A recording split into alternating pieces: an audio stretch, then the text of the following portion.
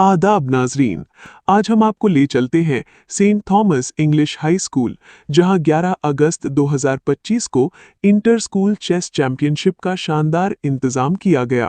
के 8 मशहूर स्कूल्स के टैलेंटेड स्टूडेंट्स ने इस मुकाबले में हिस्सा लिया और अपनी स्ट्रैटेजी, हौसला और स्पोर्ट्समैनशिप का लाजवाब मुजाहिरा किया। मुकाबला बहुत ही रोमांचक अंदाज में खत्म हुआ, जिसमें स्टूडेंट्स ने अपनी मेहनत, लगन और गेम की गहरी समझ का सबूत देते हुए टॉप ऑनर्स हासिल किए। सबसे खास बात थी Saint Thomas English high school का बेहतरीन इंतजाम। Smooth registration process, well prepared playing arrangements, refreshments और ज़बरदस्त कोऑर्डिनेशन ने हर मेहमान का दिल जीत लिया। टीचर्स, कोचेस और पेरेंट्स ने स्कूल की मेहमान नवाजी और मेटिकुलस प्लानिंग की खुले दिल से तारीफ की। स्कूल के स्टाफ, वॉलंटियर्स और ऑर्गेनाइजिंग कमेटी की कोशिशों को सबने सराहा।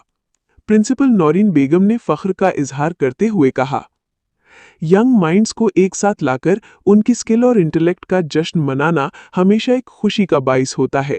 हम शुक्रिया अदा करते हैं सबके रिस्पॉन्स का और उम्मीद करते हैं कि आने वाले दिनों में ऐसे और इवेंट्स होते रहेंगे। Saint Thomas English high school ने एक बार फिर साबित कर दिया कि वो एकेडमिक एक्सीलेंस के साथ को करिकुलर ब्रिलियंस का भी एक रोशन मिसाल है। ये थी report of this chess tournament pledge to uphold the spirit of fair play and sportsmanship. We promise to respect the rules of the games, honor the decision of the arbitraries in every match. We shall play with focus, patience, and integrity, showing respect to our opponents and the game of the chess. Let this tournament to be celebrated in terms of skills, discipline, and friendship. We take this oath in the true spirit of sportsmanship for the glory of the game and the honor of the school. Hands down. Thank you. Life represents wisdom, purity, and clarity. We begin this intellectual journey with the traditional lighting of the lamp. I request all the dignitaries on the dais to please raise and light the lamp.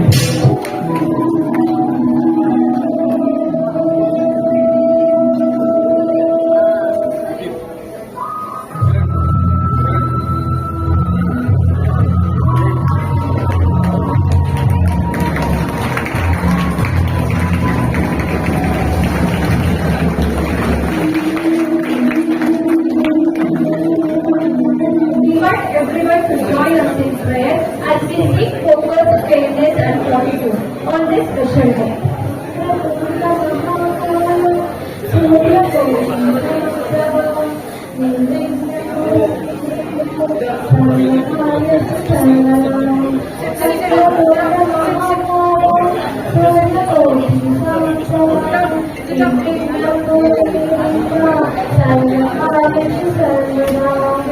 To enter you all with the tradition and grace, our talented students of St. Thomas English High School are ready to mesmerize you with a welcome dance.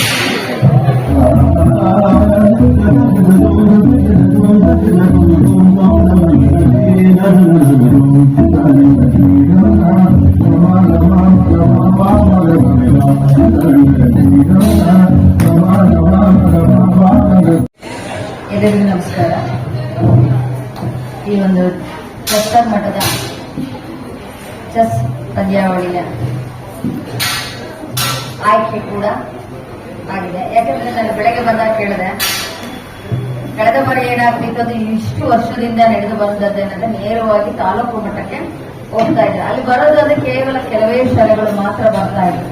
ಅದು ಎಲ್ಲೋ ಒಂದು ಕಡೆ ನನಗೆ ಅನಿಸ್ತಾ ಇತ್ತು, ಮಕ್ಕಳು ಎಲ್ಲೋ ಒಂದು ಕಡೆ ವಂಚಿತರಾಗ್ತಾ ಇದ್ದಾರೆ. ನಾನು ಶಾಲೆಗಳಿಗೆ ವಿಸಿಟ್ ಹೋದಾಗ ಏನಾಗ್ತಿತ್ತು ಅಂತ ಕೇಳಿದಾಗ ಈಗ ಕ್ರೀಡಾಕೂಟಗಳಿಗೆ ಭಾಗವಹಿಸ್ತಾ ಇದ್ದಾರೆ ಹೋಬಳಿನಲ್ಲಿ, ಕ್ಲಸ್ಟರ್ ಹಂತದಲ್ಲಿ ಟ್ರ್ಯಾಕ್ ಅಂದ್ರೆ ಹೇಗಿರುತ್ತೆ, ವಾಲಿಬಾಲ್ ಹೇಗಿರುತ್ತೆ, ಅಟ್ಲೀಸ್ಟ್ ಅವ್ರಿಗೆ ಕಾನ್ಸೆಪ್ಟ್ ಇರೋದಿಲ್ಲ. ಕೇಳಿದಾಗ ನಮಗೆ ಕ್ಲಸ್ಟರ್ಗೆ ಕರ್ಕೊಂಡೇ ಹೋಗಲ್ಲ. ಯಾಕಂದ್ರೆ ನೇರವಾಗಿ ತಾಲೂಕು ಬಂದಾಗ ನಿಮ್ಮಂಗೆ ಸಾವಿರಾರು ಜನ ಮಕ್ಕಳಿದ್ದಾಗ ನಿಮ್ಮಲ್ಲಿ ಏನಾಗುತ್ತೆ, ಇನ್ಫ್ಯಾರಿಟಿ ಆಗುತ್ತೆ. ನಾನು ಅಷ್ಟು ಜನ ಮಕ್ಕಳಲ್ಲಿ ನಾನು ಗೆಲ್ತೀನೋ ಇಲ್ಲೋ ಅನ್ನೋ ಭಾವನೆ ಇರುತ್ತೆ.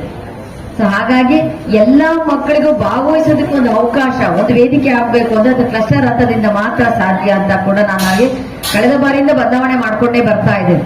ಸೊ ನನಗೆ ತುಂಬಾ ಖುಷಿ ಆಯ್ತು. ಈಗ 100 ಜನ ಇದ್ದೀರಾ, ಅಷ್ಟು ಜನ ಭಾಗವಹಿಸ್ತಾ ಇದ್ರೆ ನನಗೆ ಹೆಮ್ಮೆ ಆಗ್ತದೆ. ಯಾಕಂದ್ರೆ ಇದಕ್ಕೆಲ್ಲ ಕಾರಣ ನಿಜವಾಗ್ಲೂ ಮೇಡಮ್ಗೆ ನಾನು ಮೊದಲನೇದಾಗಿ ನಮ್ಮ ಇಲಾಖೆಯಿಂದ ಅಭಿನಂದನೆಗಳು ಹೇಳ್ತಾ ಇದ್ದೇನೆ. ಯಾಕಂದ್ರೆ ಅವ್ರು ಮನಸ್ಸು ಮಾಡಲಿಲ್ಲ ಅಂದ್ರೆ ನಾನು ಮಾಡ್ತೇನೆ ಅಂತ ತುಂಬಾ ಉತ್ಸಾಹದಿಂದ ಹೇಳಿದ್ರು. ಜೊತೆಗೇನಾಗುತ್ತೆ, ನಮ್ಮ ಕುಟುಂಬ ಅಂದ್ರೆ ನಮ್ಮ ಕ್ರೀಡಾಕೂಟದ ಕುಟುಂಬಕ್ಕೆ ನಾವು ಅವ್ರಿಗೆ ಹೊಸದಾಗಿ ನಿಮ್ಮ ಶಾಲೆ ಜಾಯಿನ್ ಆಗ್ತಾ ಇದೆ. ಅದಕ್ಕೆ ನಮ್ಮ ಇಲಾಖೆ ಮತ್ತೊಮ್ಮೆ ಮಗದೊಮ್ಮೆ ಧನ್ಯವಾದ ನಾನು ಕೂಡ ಹೇಳ್ತಾ ಇದ್ದೇನೆ. ಈಗೆಲ್ಲ ಆರ್ಗನೈಸ್ ತುಂಬಾ ಚೆನ್ನಾಗಿ ಮಾಡ್ತಾ ಮಾಡಿದ್ದೀರಾ ಕೂಡ. ಮಕ್ಕಳಿಗೆ ಏನಾಗುತ್ತೆ ಅಂದ್ರೆ ಈಗ ಎಲ್ಲೊಂದು ಕಡೆ ಅವರಿಗೆ ಮೆಮೊರಿನಲ್ಲಿ ಉಳ್ಕೊಳ್ಳುವಂತ ಕೆಲಸ ಕೂಡ ಆಗ್ತದೆ. ಯಾಕಂದ್ರೆ ಪ್ರತಿಯೊಂದು ನಾವು ಆಕ್ಟಿವಿಟೀಸ್, ಯಾಕಂದ್ರೆ ಪಠ್ಯ ಮತ್ತು ಪಠ್ಯೇತರ ಚಟುವಟಿಕೆಗಳಲ್ಲಿ ಸಮನಾಗಿ ನಾವು ಭಾಗವಹಿಸ್ತಾ ಹೋಗ್ಬೇಕು. ಯಾಕಂದ್ರೆ ಒಂದೇ ನಾಣ್ಯದ 2 ಮುಖಗಳಿದ್ದಾವೆ. ಪಾಠ ಮತ್ತು ಆಟ ಎರಡೂ ಕೂಡ ಒಂದೇ ನಾಣ್ಯದ ಮುಖಗಳು. ಯಾಕಂದ್ರೆ ನಾವು ಪಾಠ ಕೇಳಬೇಕು, ನಾವು ಮೊದಲನೇದಾಗಿ ದೈಹಿಕವಾಗಿ ಚೆನ್ನಾಗಿರ್ಬೇಕು, ಮಾನಸಿಕವಾಗಿ ಸದೃಢರಾಗಬೇಕು, ಸಾಮಾಜಿಕವಾಗಿ ಭಾವನಾತ್ಮಕ ಸಂಬಂಧಗಳನ್ನು ಮೂಡಿಸುವುದೇ ಆಟಗಳಿಂದ ಮಾತ್ರ ಸಾಧ್ಯ. ಸೋಲು ಗೆಲುವನ್ನ ಸಮನಾದ ಮನಸ್ಥಿತಿಗೆ ತಗೊಳ್ತೇವೆ. ನಾವು ಚೆಸ್ ಬೋರ್ಡ್ ನೋಡ್ತಾ ಇದ್ವಿ, ಹೌದಲ್ಲ? ಅದರಲ್ಲಿ ಕಪ್ಪು ಮತ್ತು ಬಿಳಿ ಇದೆ. ಬಿಳಿ ಅನ್ನೋದು ಸತ್ಯ, ಕಪ್ಪು ಅನ್ನೋದು ನಮ್ಮಲ್ಲಿ ಮಾಡುವಂತ ನೈತಿಕತೆಯಲ್ಲೇ ನಾವೆಲ್ಲಿ ಅಳವಡಿಸ್ಕೊಡ್ತಾ ಇದ್ವಿ, ತಪ್ಪಾಗ್ತಿದೆ ಅನ್ನೋದನ್ನ. ಇದು ಚದುರಂಗ ಅನ್ನೋದು ಇತಿಹಾಸ ಕಾಲದಿಂದ, ನಾವು ರಾಜರ ಕಾಲದಿಂದ ನೋಡ್ತಾ ಇದ್ವಿ, ಹೌದಲ್ವಾ? ಸೊ ಅದನ್ನೇ ಪ್ರತಿಯೊಂದು ಜೀವನದಲ್ಲಿ ನಾವು ಪ್ರತಿಯೊಂದು ಹೆಜ್ಜೆಯನ್ನು ಇಡಬೇಕನ್ನು ಯೋಚನೆ ಮಾಡಿ ಇಡಬೇಕಾಗ್ತದೆ. ಅದೇ ರೀತಿ ಚದುರಂಗದಲ್ಲಿ ಆಡ್ತಾ ಹೋಗ್ತೀರಾ, ಅದೇನಾಗುತ್ತೆ ನಿಮ್ಮ ವೈಯಕ್ತಿಕ ಬೆಳವಣಿಗೆ ಕೂಡ. ಅಂದ್ರೆ ನಮ್ಮ ಎಲ್ಲದೂ ನಮ್ಮ ವೈಯಕ್ತಿಕವಾಗಿ ನಮ್ಮ ನಡೆ ನುಡಿಗಳಲ್ಲಿ ಅಳವಡಿಸ್ಕೊಳ್ಳುವಂತ ವೇದಿಕೆ ಕೂಡ ಆಗಿದೆ. ಮೌಲ್ಯಗಳನ್ನು ಅಳವಡಿಸ್ಕೊಂಡಾಗ ಮಾತ್ರ ಸಮಾಜದಲ್ಲಿ ಒಳ್ಳೆ ವ್ಯಕ್ತಿ ಅಂತ ಅನ್ನಿಸ್ಕೊಳ್ಳೋದಕ್ಕೆ ಸಾಧ್ಯ. ಸೊ ಈ ಶಾಲೆಯ ಟ್ರಸ್ಟಿ ಕೂಡ ನನಗೆ ಹೆಮ್ಮೆ ಅನ್ನಿಸ್ತು. ಮೇಡಮ್ ಅವ್ರ ಅಮ್ಮ ಅಷ್ಟು ಎನ್ಕರೇಜ್ ಕೊಡ್ತಾ ಇದ್ದಾರೆ ಅಂದ್ರೆ ತುಂಬಾನೇ ಖುಷಿ ಆಯ್ತಾ ಇದೆ. ಜೊತೆಗೆ ನಮ್ಮೆಲ್ಲ ಕ್ಲಸ್ಟರ್ ಸೆಕ್ರೆಟರಿ ಇದುವರೆಗೂ ನಡೆದಂತ ಎಲ್ಲಾ ತಂಡಗಳ ಮೇಲ್ವಿಚಾರಣೆ ಆಗಿರ್ಬೋದು, ಆಮೇಲೆ ಆರ್ಗನೈಸಿಂಗ್ ಆಗಿರ್ಬೋದು, ತುಂಬಾ ಚೆನ್ನಾಗಿ ಮಾಡ್ತಾ ಇದ್ದಾರೆ. ಅವ್ರಿಗೆಲ್ಲರಿಗೂ ಕೂಡ ಇಲಾಖೆ ವತಿಯಿಂದ ಅಭಿನಂದನೆಗಳು ಕೂಡ ಹೇಳ್ತಾ ಇದ್ದೇನೆ. ಜೊತೆಗೆ ಶಾಲೆಯ ಎಲ್ಲ ಸಿಬ್ಬಂದಿ ವರ್ಗದವರು ತುಂಬಾ ಅಚ್ಚುಕಟ್ಟಾಗಿ ನಿರ್ವಹಣೆ ಮಾಡ್ತಾ ಇದ್ದೀರಿ. ಮತ್ತೆ ಮಕ್ಕಳಿಗೆ ಕೂಡ ಊಟದ ವ್ಯವಸ್ಥೆ ಕೂಡ ಮಾಡಿದ್ದಾರೆ ಮೇಡಮ್ ಅವರು. ಸ್ನಾಕ್ಸ್ ಮತ್ತೆ ಊಟದ, ಆಮೇಲೆ ಪ್ರತಿಯೊಂದು ಪ್ರೈಸಸ್ ಕೂಡ, ಪ್ರೈಸಸ್ ಇಂದ ಎಲ್ಲ ಬಂದಿರುವಂತ ಅಷ್ಟು 100 ಜನ ಮಕ್ಕಳಿಗೂ ಸರ್ಟಿಫಿಕೇಟ್ಸ್ ಕೂಡ ಅವರು ಮಾಡ್ತಾ ಇದ್ದಾರೆ. ಅವರ ದೊಡ್ಡ ಗುಣ ಅಲ್ವಾ? ಸೊ ಅದಕ್ಕಾಗಿ ಮತ್ತೊಮ್ಮೆ ಅವರಿಗೆ ಇಲಾಖೆ ವತಿಯಿಂದ ಅಭಿನಂದನೆಗಳನ್ನು ನಾನು ಹೇಳ್ತಾ ಇದ್ದೀನಿ. ಯಾಕಂದ್ರೆ ಭಾಗವಹಿಸಿದಾಗ ನಮಗೆಲ್ಲೋ ಒಂದು ಕಡೆ ಸರ್ಟಿಫಿಕೇಟ್ ಇರ್ತದೆ, ನಮ್ಮ ಜೀವನ ಪರ್ಯಂತ ನಾವು ಮರೆಯೋದಿಲ್ಲ, ಹೌದಲ್ಲ? ಎಲ್ಲೋ ನಮ್ಗೆ ಅವಕಾಶ ಸಿಗ್ತಲ್ಲ, ಆ ಅವಕಾಶದಲ್ಲಿ ನಾನು ಇಂಥೊಂದು ಮೆಮೊರಿ ಅನ್ನೋದು ಉಳಿಸ್ಕೊಂಡಿದ್ದೀನಿ ಅನ್ನೋದು ಒಂದು ಕಾರಣ ಕೂಡ ಆಗ್ತದೆ.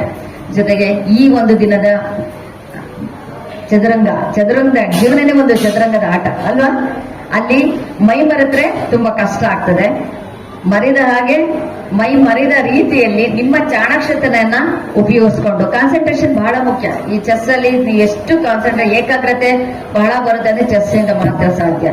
ಸೊ ಡೈವರ್ಷನ್ಸ್ ಎಲ್ಲೂ ಆಗದಾಗೆ ನೀವು ಕಲ್ತಿರುವಂತದ್ದು ನೀವು ಸ್ಕಿಲ್ ನ ಅಳವಡಿಸ್ಕೊತಾ ಸಮಾಧಾನ ಚಿತ್ತದಲ್ಲಿ ಆಡ್ತಾ ಹೋಗಿ. ಜೊತೆಗೆ ಎಲ್ಲರೂ ಗೆಲ್ಲೋದಕ್ಕೆ ಸಾಧ್ಯ ಇಲ್ಲ. ಬಂದಿರೋರೆಲ್ಲರೂ ಟೀಮ್ ವೈಸ್ ಅಂಡರ್ 14 ಮತ್ತೆ 17 ವಿಭಾಗದಲ್ಲಿ ಗೆಲ್ಬೇಕಾಗುತ್ತೆ. ಅಲ್ಲಿ ಆಯ್ಕೆ ಮಾತ್ರ ರ್ಯಾಂಕಿಂಗ್ ಅಲ್ಲೇ ಆಯ್ಕೆ ಮಾಡ್ಕೋ. ಈಗ ಆರ್ಬಿಟರ್ಸ್ ಬಂದಿದ್ದಾರೆ, ಅದರ ರ್ಯಾಂಕಿಂಗ್ ಅಲ್ಲೇ ಆಯ್ಕೆ ಮಾಡ್ಕೊಳ್ತಾ ಹೋಗ್ತೇವೆ.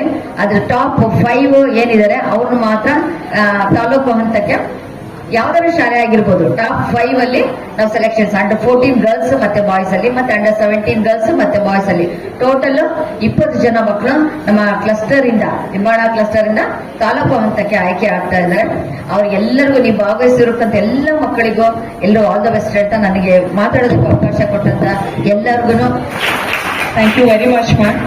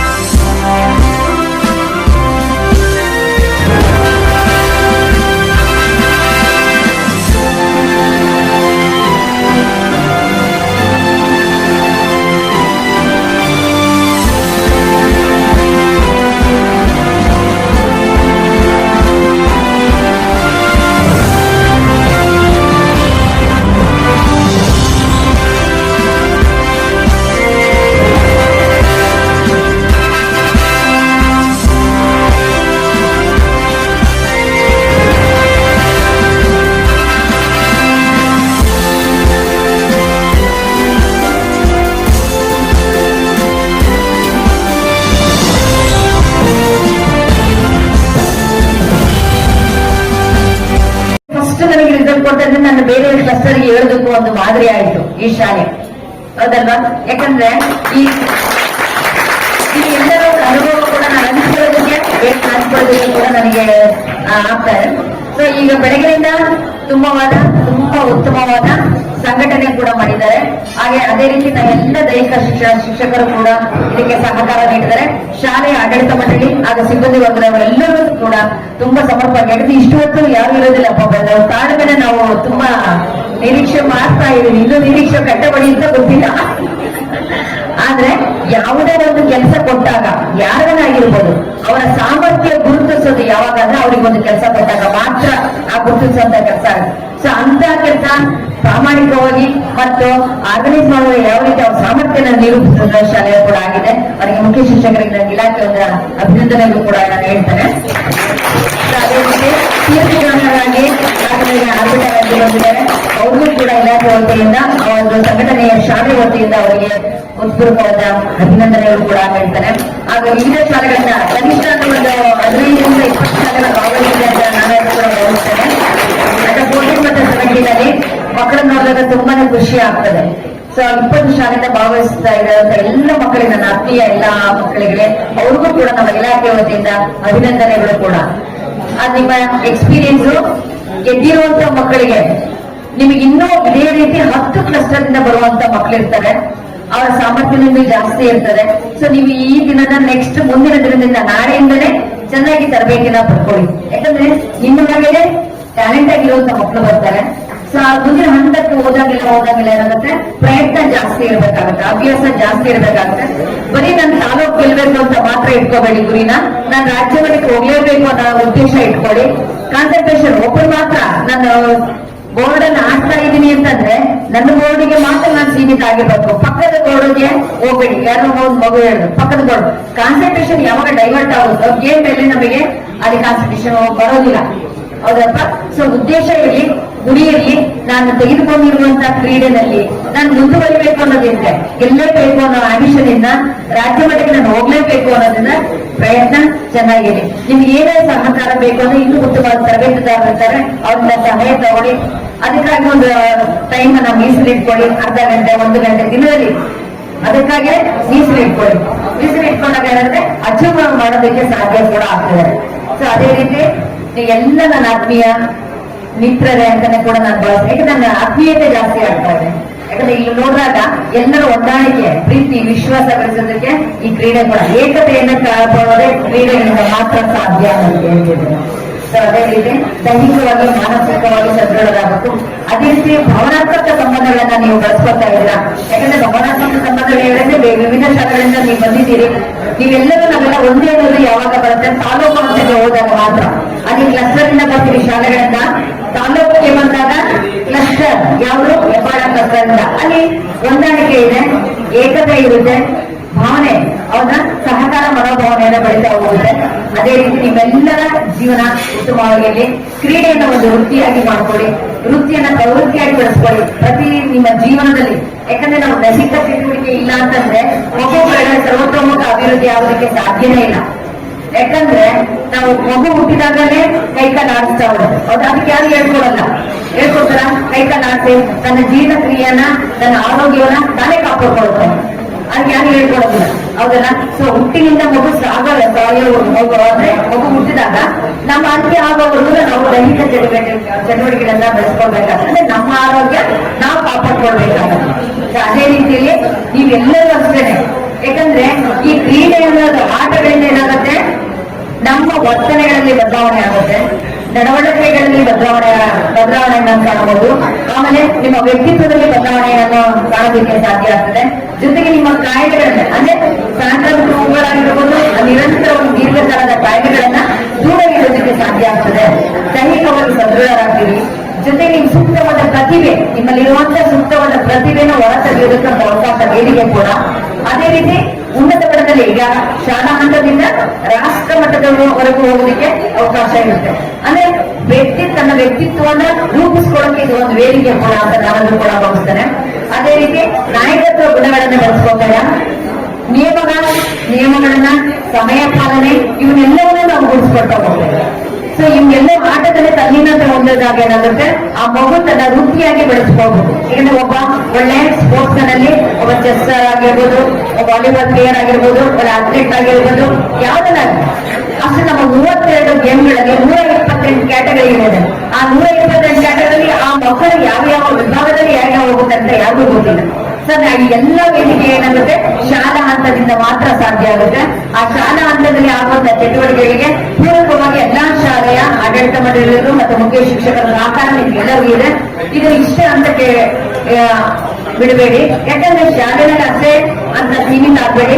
ನಿಮ್ ಕೆರಿಯರ್ ಮುಂದೆ ಇರುವುದು ನಿಮ್ಮದು ಇಲ್ಲಿ ನಾವು ಓದ್ತಿರೋ ಅಲ್ಲಿವರೆಗೂ ನಿರಂತರವಾಗಿ ಪ್ರಕ್ರಿಯೆ ಕೂಡ ಇರಲಿ ಅಂತ ಕೂಡ ನಾನು ಭಾವಿಸ್ತೇನೆ.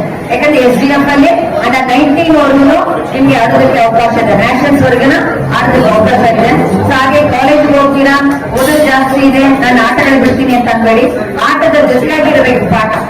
ಯಾವಾಗ ಮೊದಲನೇಗೆ ಒಳ್ಳೆ ಆಟ, ಆಮೇಲೆ ಊಟ, ನೋಟ, ನೆರಸ್ಟಿಕ್ ಪಾಠ ನೋಡಿ ಹೇಗಿದೆ ಅನ್ನೋದು. ಫಸ್ಟ್ ನಾವು ಆಟ ಚೆನ್ನಾಗಿ ಆಡ್ಬೇಕು. ಆಟ ಚೆನ್ನಾಗಿ ಆಡಿದಾಗ ಮಾತ್ರ ಊಟ ಚೆನ್ನಾಗಿ ಸೇರುತ್ತೆ. ಹೌದಲ್ಲ, ದೈಹಿಕ ದಂಡನೆ ಇದ್ದಾಗ ಏನಾಗುತ್ತೆ ಊಟ ಚೆನ್ನಾಗಿರುತ್ತೆ, ಆರೋಗ್ಯ ಚೆನ್ನಾಗಿ ಆಗೇ ಇರುತ್ತೆ. ನೋಟ ಅಂದ್ರೆ ನಾವು ನೋಡುವಂತ ದೃಷ್ಟಿ, ಹಾಗೆ ಮೌಲ್ಯಗಳನ್ನು ಬೆಳೆಸ್ಕೊಳ್ಬೇಕಾದ್ರೆ, ಸಾಮಾಜಿಕ ಮೌಲ್ಯಗಳನ್ನು ಬೆಳೆಸ್ಕೊಳ್ಬೇಕಾದ್ರೆ ನೋಡುವಂತ ದೃಷ್ಟಿ ಚೆನ್ನಾಗಿರ್ಬೇಕು. ಆ ದೃಷ್ಟಿ ಅದನ್ನ ನೋಟ ಚೆನ್ನಾಗಿರ್ಬೇಕು. ನೋಟ ಆದ್ಮೇಲೆ ಪಾಠ ತಾನಾಗಿ ಬರ್ತದೆ, ಪಾಠ ಅನ್ನೋದು ತಾನಾಗಿ ಬರ್ತದೆ. ಇವೆಲ್ಲವೂ ಮೌಲ್ಯಗಳನ್ನು ಬೆಳೆಸೋ ಬೇಸ್. ಅದಕ್ಕೆ ಮಗುವಿನ ಸರ್ವತೋಮುಖ ಬೆಳವಣಿಗೆಯ ಅಡಿಪಾಯ ಕೂಡ ದೈಹಿಕ ಶಿಕ್ಷಣ ಸಮಗ್ರ ಶಿಕ್ಷಣದ ಒಂದು ಭಾಗ, ಅವಿಭಾಜ್ಯ ಅಂಗ ಕೂಡ. ಸೊ ಹಾಗಾಗಿ ಆ ನಿಟ್ಟಿನಲ್ಲಿ ನೀವೆಲ್ಲರೂ ಸಾಧನೆ ಮಾಡ್ತಾ ಇದ್ರ, ನಿಮ್ಮೆಲ್ಲರ ಸಾಧನೆ ಆದಿ ಸುಗಮವಾಗಿ ಅಂತ ಕೂಡ ನಾನು ಭಾವಿಸ್ತೇನೆ.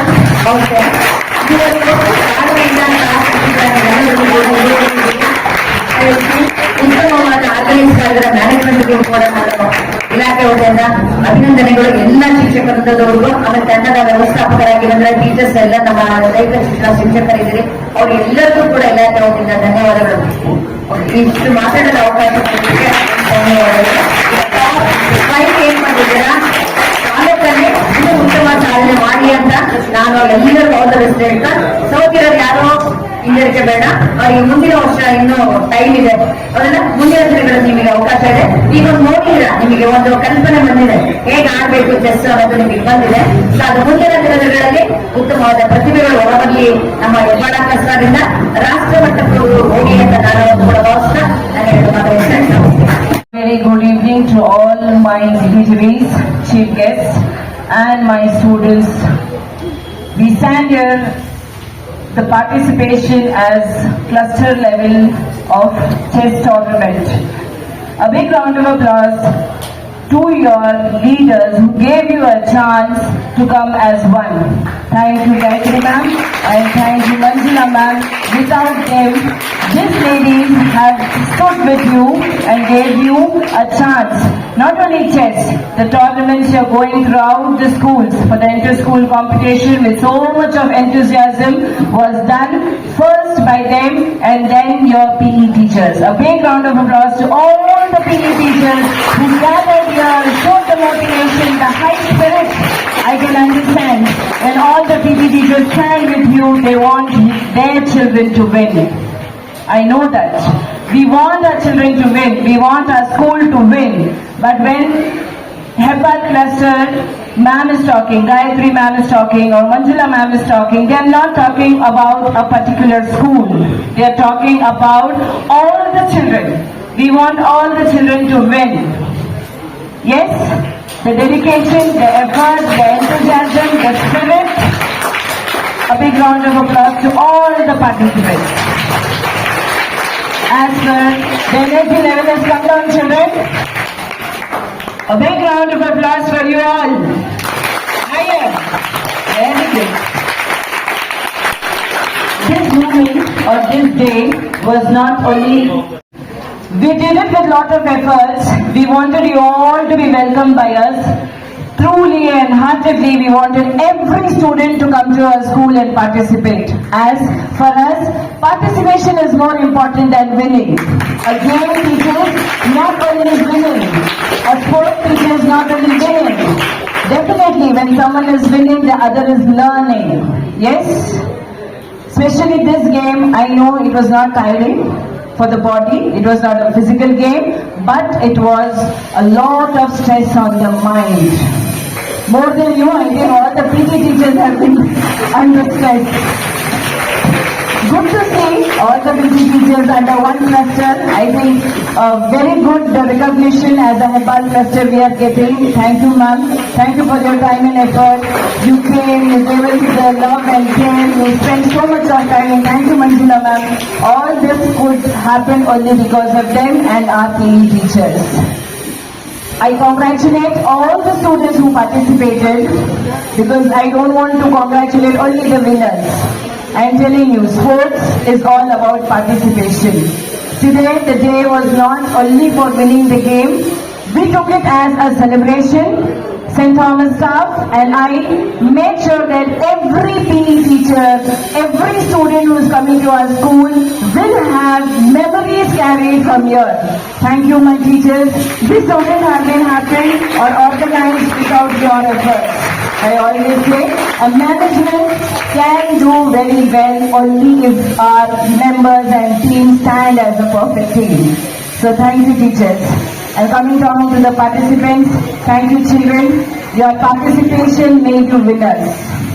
Before announcing the result, I want to declare every student who is sitting here with their enthusiasm, representing your school, representing your PE masters, you are representing that you are winners. You are the winners for your school. Yes. So, all together, the participants, okay? Okay? Okay? I hope you all go with a bright smile on your face, even though we are...